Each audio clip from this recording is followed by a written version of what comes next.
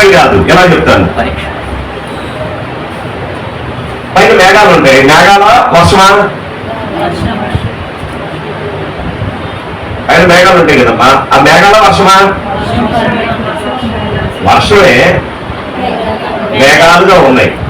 అవి చల్లటి ప్రాంతాల్లో తాగానే హల్లెలూయా. కష్టమే. మనం మారుతూ ఉంటుండగా ఆ సిచ్యువేషన్ మెల్లగా చల్లగా అయిపోయి మనం చల్లగా అయిపోయి ఆ మేఘాలు మనం తాకగానే వర్షంగా తీవ్ర వర్షంగా దేవుడు మారుస్తాడు. హల్లెలూయా హల్లెలూయా.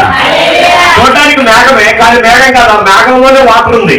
ఆ మేఘమే వర్షంలాగా వచ్చింది. కానీ ఎప్పుడయ్యా అంటే ఆ చల్లని వాతావరణాన్ని ఎప్పుడైతే ఆ కొండ దగ్గరికి ఆ చల్లని వాతావరణం అదంతా కూడా మేఘం రూపంలో ఉన్న వర్షాన్ని తన స్వరూపాన్ని తను చూపించినట్లుగా మన జీవితంలో ఎదుర్కొనే ప్రతి కష్టం అనే మేఘము కాదు, అది ఆశీర్వాదము అనే దీవెన. దేవునికి స్తోత్రం. మనము ఆ దేవుని సన్నిధిని, ఆ దేవుని ఆత్మను, ఆ దేవుని వాక్యమును, ఆ దేవునికి మనము చూపించే కొలది ఆ పరిస్థితులన్నీ కూడా చల్లగా తగిలిన ఆ ప్రాంతం అంతా కూడా వర్షపు దీవెన కుమ్మరించబడినట్లుగా దేవుడు ప్రతిదాన్ని మన జీవితంలో మార్చబోతున్నాడు. హల్లెలూయా. మీరు గమనించండి, మామూలుగా ఏంది ఏదో పొరలాగా ఉంది, దీంట్లో ఏముంది అనిపించింది.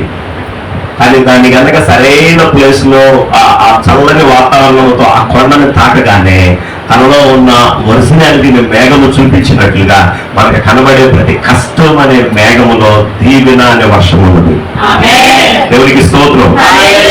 హల్లెలూయా.